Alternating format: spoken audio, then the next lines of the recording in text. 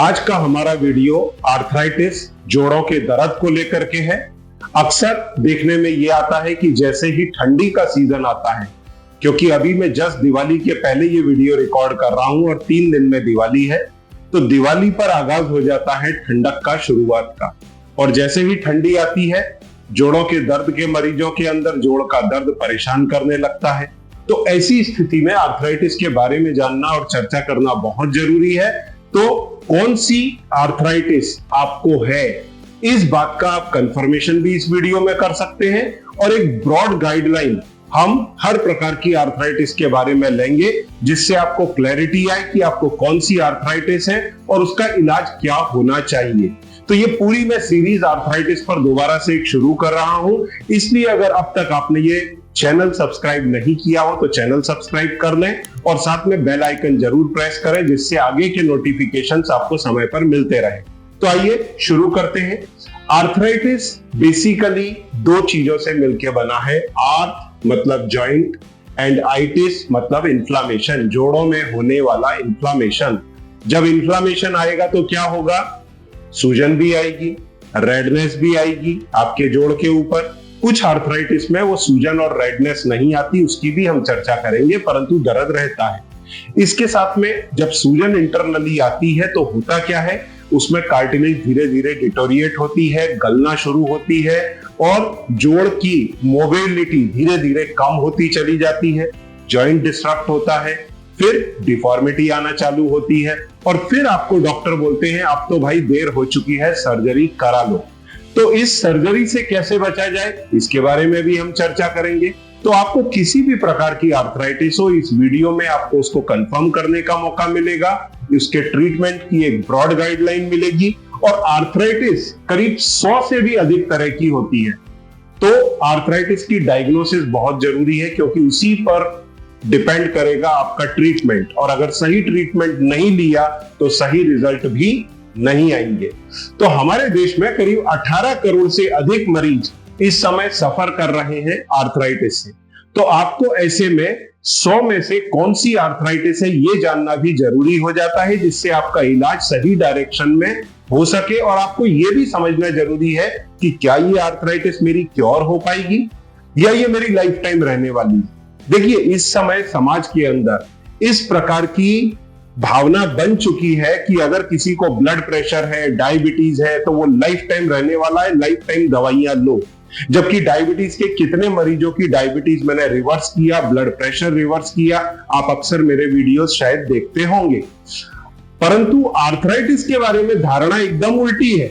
उनका सोचना होता है कि ये टाइफाइड मलेरिया के जैसा कुछ दिन दवाई खाया तो ये ठीक हो जाना चाहिए, जबकि यहां एकदम रिवर्स है। ये बीमारी आर्थराइटिस एक बार अगर शुरू हुई तो इसका आप कंट्रोल कर सकते हैं, रोक सकते हैं, इसका रेमिशन भी कर सकते हैं, पर रिवर्सल नहीं कर सकते। कुछ आर्थराइटिस का रिवर्सल भी संभव है, तो उनके बारे में भी हम मालूमात लेंगे। और देखिए, जो 100 तरह की आर्थराइटिस से अगर आप डर रहे हो तो डरने की बात नहीं है, क्योंकि करीब 6 से 8 तरह की ही आर्थराइटिस ऐसी हैं जो कॉमन रूप से 90-95% होती हैं। बाकी की जो आर्थराइटिस हैं 90 से ऊपर या उसके और भी अधिक, क्योंकि कई बार जगह ये भी मेंशनिंग रहती है कि ये 200 के ऊपर है। हालांकि स्पेसिफिकली एक एक करके तो मैंने भी नहीं गिना, पर हाँ, कम से कम 40-50 आर्थराइटिस के बारे में तो मैं अच्छी तरह से जानता हूं कि हाँ ये है और ये होती हैं। अब बाकी की बहुत रेयर कंडीशंस हैं, तो 8 जो सबसे कॉमन है उसके बारे में हम चर्चा करेंगे। और इसका जो ब्रॉड क्लासिफिकेशन है पहले उसे समझ लें। आर्थराइटिस को 3 मेन कैटेगरीज में डिवाइड किया गया है। इसमें सबसे पहली कैटेगरी आती है ऑस्टियोआर्थराइटिस की है। इसको मोर ओवर बोले तो ये डीजेनरेटिव आर्थराइटिस है, मतलब डीजेनरेशन के कारण। जैसे आपने एक बिल्डिंग बनाई, मकान बनाया, 10 साल 15 साल 20 साल बाद उसका कभी पेंट खराब हो गया, कभी प्लास्टर खराब हो गया, कभी मेंटेनेंस निकल गया, तो ये वही आर्थराइटिस है। समय के साथ में इस्तेमाल करने के बाद जोड़ों के अंदर धीरे धीरे खराबी आने लगती है, तो ये उस प्रकार की डीजेनरेटिव आर्थराइटिस है। दूसरी है इन्फ्लामेटरी आर्थराइटिस। इसके अंदर जोड़ों के अंदर सूजन आती है, जिसके कारण जोड़ तेजी से खराब होने लगते हैं। और आपने अक्सर देखा होगा 25, 30, 35 साल की उम्र में डॉक्टर्स बोलते हैं भाई अब तो आपकी कार्टिलेज पूरी खत्म हो गई, अब तो सर्जरी करा लो। तो ऐसी स्थिति आखिर क्यों बनती है वो भी अपन आगे जानेंगे। और इसमें जो सबसे कॉमन आर्थराइटिस है वो है रूमेटॉइड आर्थराइटिस, जिसको गठिया बाय कहते हैं। अब रूमेटॉइड आर्थराइटिस, इसके पहले जो ऑस्टियो आर्थराइटिस थी, ये भी इसमें दो तरह की है। एक है प्राइमरी ऑस्टियो आर्थराइटिस, वो क्यों होती है? उम्र के कारण। और सेकेंडरी क्यों होती है? मान लीजिए आपको पहले रूमेटॉइड आर्थराइटिस हुआ 20 साल, 25 साल, 30 साल की उम्र पे, क्या हुआ? Rheumatoid arthritis, inflammatory arthritis. परंतु आपकी कार्टिलेज गलती चली गई और आपको ऑस्टियो आर्थराइटिस हो गया, तो इसे बोलते हैं सेकेंडरी ऑस्टियो आर्थराइटिस। मतलब पहले आपको क्या हुआ था? रूमेटॉइड, फिर हो गया सेकेंडरी ऑस्टियो आर्थराइटिस, तो 35 साल पर ही ऑस्टियो आर्थराइटिस भी हो गई और रूमेटॉइड तो पहले से ही। अब ये कॉम्बो सोरियोटिक आर्थराइटिस के साथ भी हो सकता है, एंकाइलोजिंग स्पॉन्डिलाइटिस के साथ भी हो सकता है, या फिर गाउटी आर्थराइटिस अगर बहुत लंबे समय तक रहे तो भी आपके जोड़ों को खराब कर सकती है। परंतु अक्सर लोग गाउटी आर्थराइटिस में अपने यूरिक एसिड का ख्याल रखते हैं और उसको कंट्रोल में कर लेते हैं, और मैंने भी इस पे कई सारे वीडियोस बनाए हैं। एक नया वीडियो और बनाएंगे खास तौर से इसकी डाइट के ऊपर, तो इसके लिए इस वीडियो को और आगे के वीडियोस को आप ध्यान से सुने, तो जैसा मैंने बोला सब्सक्राइब जरूर कर लें। अब ये तीनों आती है इन्फ्लामेटरी आर्थराइटिस की कैटेगरी में, और ऐसी ढेर सारी हैं, जैसे सोरियोटिक आर्थराइटिस, ल्यूपस आर्थराइटिस, वो भी इसी कैटेगरी के अंदर आती है। अब इसके बाद में एक ब्रॉड कैटेगरी, बड़ी कैटेगरी है सेप्टिक आर्थराइटिस की, जो अक्सर बच्चों में हो सकती है, या कई लोगों में जैसे टीबी हुआ, टीबी के बाद में इस प्रकार की आर्थराइटिस हो गई, या फिर गले में किसी बच्चे को इन्फेक्शन हुआ, वहां से इन्फेक्शन ट्रिकल होकर जॉइंट में चला गया। पर अक्सर ये केसेस आपको मेरे साथ में ऑनलाइन डिस्कशन में इस तरह के केसेस नहीं आएंगे। इसमें होगा क्या? इमीडिएट आपको किसी प्रकार का गले में बच्चे को इन्फेक्शन हुआ या किसी और बॉडी पार्ट में, और जोड़ के अंदर दर्द शुरू हो गया, तो ऐसे में आपको इमीडिएट रश करना होता है अपने नियरेस्ट डॉक्टर से मिलने के लिए, और उधर इसका इलाज हो जाता है। या किसी को टीबी है और साथ में जोड़ खराब हो गया, तो वो भी उसको लोकल में ही ट्रीट करना होता है। तो इसके अक्सर केसेस जो ग्लोबली मेरे पास में केसेस आते हैं, क्योंकि कई ऐसे कंट्री हैं जहां पर लंबी लाइन लगी हुई है। अभी कनाडा, ऑस्ट्रेलिया, यूएस, यूके, ये ऐसे कई कंट्री हैं जिनके अंदर गवर्नमेंट फैसिलिटी प्रोवाइड करती है, पर मरीजों का नंबर कई महीनों के बाद में आता है, कई दिनों के बाद आता है। तो कई बार वो कंसल्ट करते हैं, पर इस तरह के केसेस में इस प्रकार का कंसल्टेशन का जरूरत नहीं पड़ता। आपके लोकल डॉक्टर ही उसको हैंडल करके मैटर को क्लोज कर देते हैं। परंतु इस प्रकार की आर्थराइटिस जो काफी कॉमन है और काफी लंबे समय तक, मतलब एक बार हो गया तो चलनी ही चलनी है, एक्सेप्ट दिस गाउटी आर्थराइटिस, उस केस में इस तरह का नहीं होता। तो इस तरह के पेशेंट्स अक्सर परेशान रहते हैं, और ऐसे में डिफरेंट आइडियाज, डिफरेंट चीजें उनके प्रोटोकॉल के अंदर लागू करनी होती हैं, अगर उनको अपनी बीमारी में सही से लाभ लेना है, कंट्रोल करना है और इवन रेमिशन स्टेज तक पहुंचना है। तो सबसे पहले अब हम चर्चा करेंगे ऑस्टियो आर्थराइटिस की, या जिसे बोलते हैं डीजेनरेटिव आर्थराइटिस। यूजुअली ये होती है उम्र के कारण। जैसे मैंने आपको बताया, बिल्डिंग को कई साल हो गए बन के, अब उसका कभी पेंट कभी प्लास्टर खराब हो रहा है, तो अक्सर महिलाओं में ये देखने में आता है, मोर ओवर जब उनका पोस्ट मेनोपॉज शुरू होने वाला होता है 47-48 के बाद में। तो इसमें अक्सर शुरुआत होती है घुटने के जोड़ से।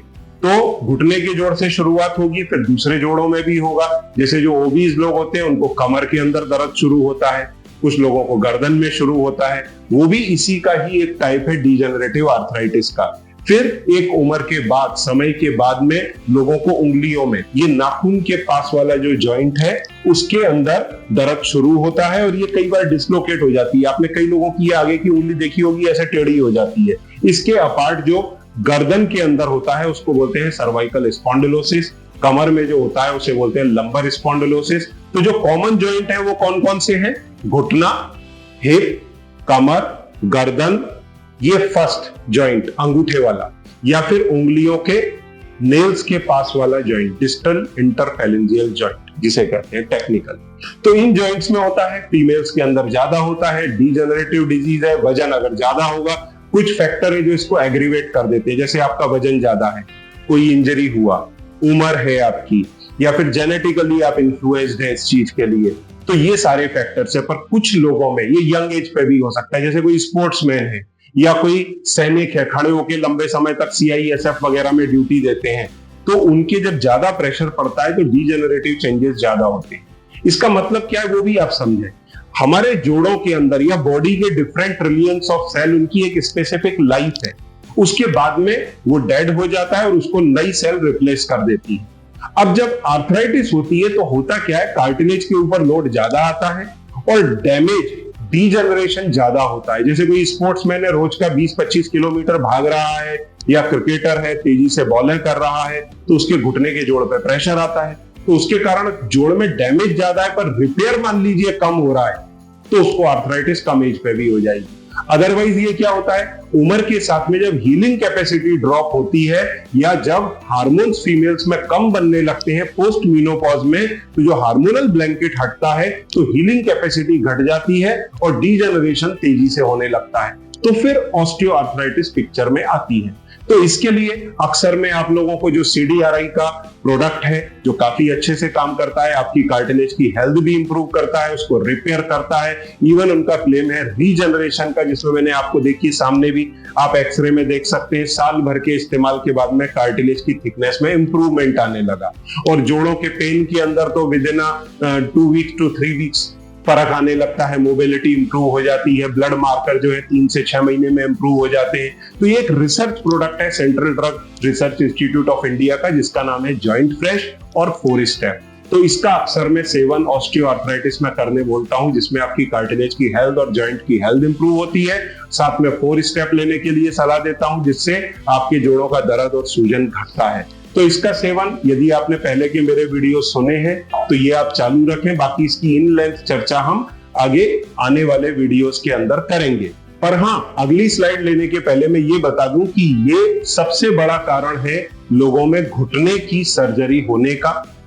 कई केसेस में कमर की सर्जरी या फिर गर्दन की भी सर्जरी कुछ केसेस में होने का, पर मेन जो घुटनों में और हिप के अंदर आपको सर्जरी करानी पड़ती है घुटने में सबसे अधिक, उसका कारण यही संधिवात है और आप इसको अक्सर इग्नोर करते रहते हैं। तो अगर किसी को संधिवात हुआ है तो वो इग्नोर उसे जरा भी ना करे। अब सेकंड सबसे कॉमन जो आर्थराइटिस है वो है रूमेटॉइड आर्थराइटिस। इसको बोलते हैं हाथों का गठिया या इसको गठिया बाय भी बोलते हैं। ऑस्टियोआर्थराइटिस को हिंदी में क्या बोलते हैं, संधिवात। रूमेटॉइड आर्थराइटिस को क्या बोलते हैं, गठिया बाय, या फिर इसको बोलते हैं आमवात। ठीक है, तो ये हिंदी में बोला जाता है और इंग्लिश में तो रूमेटॉइड आर्थराइटिस है जैसा आप जानते ही हैं, और इसको बेसिकली छोटे जोड़ों का आर्थराइटिस कहा जाता है। ये जो लोग जेनेटिकली इन्फ्लुएंस्ड हैं उनके अंदर किसी कारण से प्रेसिपिटेट होता है, जैसे कोई इंफेक्शन हो गया वायरल, या फिर प्रेगनेंसी हुआ, या फिर कोई इंजरी हुआ, तो अचानक से हाथ पैर की उंगलियों में दर्द शुरू हो जाएगा। जैसे कोई वायरल इंफेक्शन, चिकनगुनिया के बाद में अक्सर कई लोग इस प्रकार की कंडीशन रिपोर्ट करते हैं, या प्रेगनेंसी के बाद, डिलीवरी के बाद रिपोर्ट करते हैं। तो इसके अंदर होता क्या है, 2 तरह के ये भी होते हैं, एक होता है सीरो पॉजिटिव, दूसरा होता है सीरो नेगेटिव।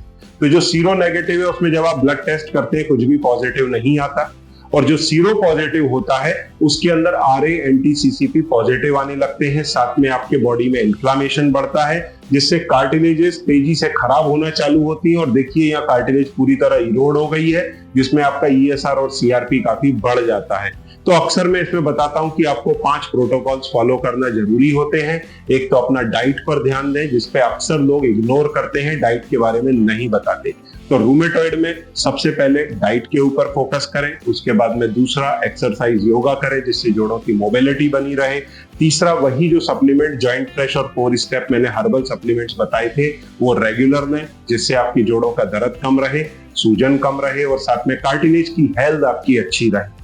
उसके बाद में जो नेक्स्ट रहता है, अगर जरूरत पड़े दर्द उसके बाद में भी पूरी तरह कंट्रोल नहीं आए तो कुछ एलोपैथिक दवाइयां लेनी पड़ सकती हैं। और इसमें सबसे जरूरी है 3 से 6 महीने में ब्लड टेस्ट और रेगुलर फॉलोअप। इसमें मैं सीधा बोलता हूं, निगाह हटी और दुर्घटना घटी, ये वाला हिसाब होता है। आपने 2-4 साल इसको इग्नोर किया कि अरे दर्द तो मैं सहन कर लूंगा या कर लूंगी, और आपका हो गया पूरा सफाया। तो पहले घुटने के जोड़ जाते हैं, फिर मरीज क्या बोलता है, अरे घुटने मेरे बदली हो गए, अब मेरा ये बीमारी क्या बिगाड़ देगी, तो फिर उसके बाद में हिप भी चला जाता है। और ये खाली आपके जोड़ों पर ही असर नहीं करती, इसके साथ में आपके लंग्स पर भी असर करती है, किडनी पर और बाकी के दूसरे जो ऑर्गन्स है उसके ऊपर भी असर करती है। तो इसके लिए इसका कंट्रोल करना बराबर से जरूरी है। और कई बार इसमें ये देखने में आता है मरीज डर के मारे सारी दवाइयां बंद करके बैठ जाते हैं, वो गलती मत करना। क्योंकि होता क्या है, जब भी कोई एलोपैथिशियन आपको दवाई या प्रिस्क्रिप्शन देता है तो साथ में 3 से 6 महीने में ब्लड टेस्ट भी करता है। वो इसीलिए करता है कि किडनी या लिवर पर उसका कोई साइड इफेक्ट तो नहीं है। अगर साइड इफेक्ट है तो दवाइयां मॉडिफाई की जाती हैं। पर अक्सर केमिस्ट लोग या फिर रिलेटिव लोग क्या बोल के डरा देते हैं, अरे तुम्हारा किडनी लिवर खराब हो जाएगा, बंद कर दो। अब बंद करने के बाद मरीज आ गया बिस्तर पे। अब इससे बुरा आपके जीवन में क्या होने वाला था कि 30 साल पे आप बिस्तर पे लेट गए। तो भाई इससे तो दवाई खा लेते, कुछ साइड इफेक्ट होते तो डॉक्टर कंट्रोल करता था, आपका जीवन 60 साल 70 साल का तो निकलवाता था। तो इस प्रकार का इग्नोरेंस खास तौर से रूमेटॉइड आर्थराइटिस में ना करें। और अगर आप करते हैं तो इस प्रकार की उंगलियों में, पैरों में धीरे धीरे डिफॉर्मिटी आती है, घुटने में, हिप में डिफॉर्मिटी आती है। तो बड़े जॉइंट तो आप रिप्लेस करा सकते हैं, 2 घुटने 2 हिप, पर उंगलियां कैसे रिप्लेस कराएंगे? तो इसमें करेक्टिव सर्जरीज होती हैं, उसके भी रिजल्ट्स उतने अच्छे नहीं आते। तो इसकी भी एक सेपरेट वीडियो के अंदर हम इन लेंथ चर्चा करेंगे। अब इसके बाद में जो नेक्स्ट कॉमन आर्थराइटिस है वो है एंकाइलोजिंग स्पॉन्डिलाइटिस, और इसको अक्सर बोलते हैं कमर का गठिया। और इसकी डायग्नोसिस अक्सर जब होती है तो या तो मरीज शिकायत करता है मेरे लंबे समय से कमर में दर्द बना रहता है, सुबह में स्टिफनेस ज्यादा होती है। और आर्थराइटिस में सुबह में स्टिफनेस हर मरीज को होती है, ऑस्टियो आर्थराइटिस वाले को भी होगी, पर वो 15 मिनट, आधे घंटे, 1 घंटे के लिए होगी। एक्टिविटी चालू करेगा, सही होने लग जाएगा, नॉर्मल हो जाएगा। रूमेटॉइड में वो कुछ घंटों तक बनी रह सकती है, पूरे दिन भी बनी रह सकती है। वैसे ही एंकाइलोजिंग स्पॉन्डिलाइटिस में मॉर्निंग में स्टिफनेस काफी रहती है, धीरे धीरे पूरे दिन बनी रहती है। और अक्सर जब इसकी शुरुआत होती है तो मरीज या तो उसके हील के पीछे की तरफ पेन बताता है, जिसको एंथेसाइटिस बोलते हैं, या फिर आंखों के अंदर उसके कंजंक्टिवाइटिस टाइप का रेडनेस आ जाता है, जिसको यूवियाइटिस बोलते हैं।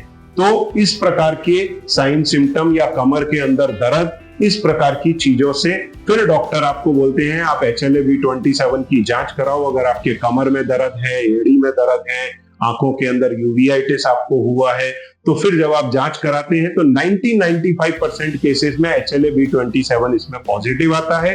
5-10% के अंदर पॉजिटिव नहीं भी आता, और उसके फिर पिक्चर के बेस पे जो क्लिनिकल सिम्टम्स है उसके बेस पे इसकी डायग्नोसिस की जाती है। और इसमें भी दवाइयां लेना जरूरी है, नहीं तो बॉडी इस तरह से फिक्स हो जाती है और स्थिति इतनी फिर वर्स्ट होती है एक 40-50 साल की उम्र के बाद में कि आदमी को इधर तकिया, उधर तकिया, इधर पोस्चर, उधर पोस्चर, पैरों के नीचे पिलो ऐसा लगा के सोना पड़ता है, क्योंकि सारे बोन्स फिक्स हो जाते हैं। उसके अंदर जितने भी लिगामेंट्स हैं, कार्टिलेजेस हैं, उनके अंदर बोन बन जाती है, तो एकदम फ्रेजाइल हो जाती है बोन्स, और बॉडी एकदम ऐसी फिक्स हो जाती है, शेप पूरी तरह से बदल जाता है, इंसान सीधा भी नहीं खड़ा हो सकता। हाँ, दर्द लगातार बना रहता है, रात एकदम नींद खराब हो जाती है। तो इसमें भी लोग अक्सर इस प्रकार की इग्नोरेंस करते हैं कि दवाई कब तक खाऊंगा। अरे भाई, दवाई खानी पड़ेगी, साथ में डाइटरी प्रोटोकॉल सबसे जरूरी है, वो आप जरूर करें, तो इसके अंदर आप होने वाली तकलीफों से बच सकते हैं। नहीं तो ये जवानी में ही आपको बुढ़ापे का एहसास करा सकती है बीमारी। इसके बाद में नेक्स्ट आती है गाउटी आर्थराइटिस। गाउटी आर्थराइटिस काफी कॉमनली देखने में आती है। जो लोग नॉन वेज, ये एक्चुअली राजाओं की बीमारी। कैसे? जो राजा लोग पुराने जमाने में होते थे, वो देखा था ना, एक हाथ में हड्डी, दूसरे हाथ में दारू का गिलास। हाँ, वही। तो उसके अंदर ये ज्यादा होता है। तो एक हाथ में गिलास और दूसरे हाथ में हड्डी या फिर फिश। तो उन लोगों को बहुत तेजी से यूरिक एसिड बढ़ता है। प्यूरिन रिच डाइट अगर आप लेते हैं, जिसके अंदर चिकन, मटन, फिश, अल्कोहल, ये सारी चीजें जो हैं असर करती हैं। और इसमें होता क्या है, या तो आपके शरीर में यूरिक एसिड का प्रोडक्शन बढ़ जाता है, या यूरिन से उसका एक्सक्रीशन कम हो जाता है। आप पानी कम पी रहे हैं, आपका ब्लड एसिडिक हो गया, यूरिक एसिड का प्रोडक्शन ज्यादा है, तो ये हो जाएगा। या फिर आपने इस प्रकार का भोजन लिया कि आपके बॉडी में यूरिक एसिड ज्यादा बने। हालांकि यूरिक एसिड हर एक की बॉडी में बनता है, पर वो एक इस मात्रा में बनता है कि वो बनके धीरे धीरे किडनी से फिल्टर होके बाहर निकलता रहता है। पर महिलाओं में ध्यान रखें, अगर 6 के ऊपर है तो साइन सिम्टम आएंगे, पुरुषों में 7 के ऊपर है तो साइन सिम्टम आएंगे। कई बार लोग इस बात को इग्नोर कर देते हैं, 7 के क्राइटेरिया को पकड़ के चलते हैं, दर्द में परेशान रहते हैं, डायग्नोसिस ही ठीक से नहीं हो पाती।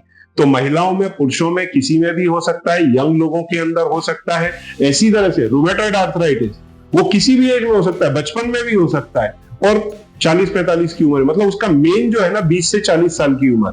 ऑस्टियोआर्थराइटिस का 40-45 के बाद, ये किसी भी एज पर, 15-20 साल, 25 साल, 30 साल, किसी भी एज पर। फिर जब आप इसको सही से कंट्रोल नहीं करते तो देखिए इस प्रकार के टॉफीज हाथ में भी और पैर में ही तो बहुत कम दिखाया है, सूजन ही है खाली, पर इस तरह के टॉफीज बन जाते हैं, उसमें एक जिलेटिनस मटेरियल जो है वो इकट्ठा हो जाता है, फिर कई बार उसको सर्जरी करके निकालना पड़ता है, काफी पेनफुल जॉइंट हो जाते हैं, जॉइंट्स इवन खराब हो जाते हैं। अब इसके बाद में ये आर्थराइटिस नहीं है, फाइब्रोमाइल्जिया एक कंडीशन है जिसके अंदर अक्सर मरीज शिकायत करता है कि मेरी सारी मांसपेशियों में दर्द होता है, जोड़ों में दर्द होता है, पूरे दिन दर्द रहता है, थकान रहती है, एकदम जी घबराता रहता है, खाने का मन नहीं होता है, और कई सारे इसके अंदर सिम्टम आते हैं, नोशिया, वॉमिट के जैसा फील होना, मॉर्निंग में स्टिफनेस रहना, पूरे दिन स्टिफनेस रहना, बुखार के जैसा लगना, मसल्स के अंदर अक्सर पेन रहना, और बाकी के ये सारे ढेर लिखे हैं जो हम फाइब्रोमाइल्जिया का एक स्पेसिफिक वीडियो बनाएंगे, उसमें इन लेंथ डिस्कस करेंगे। तो इसको बेसिकली, अब इसमें होता क्या है, वाइफ ने बोला मेरे बदन में दर्द हो रहा है, हस्बैंड ने बोला चलो डॉक्टर को दिखाते हैं।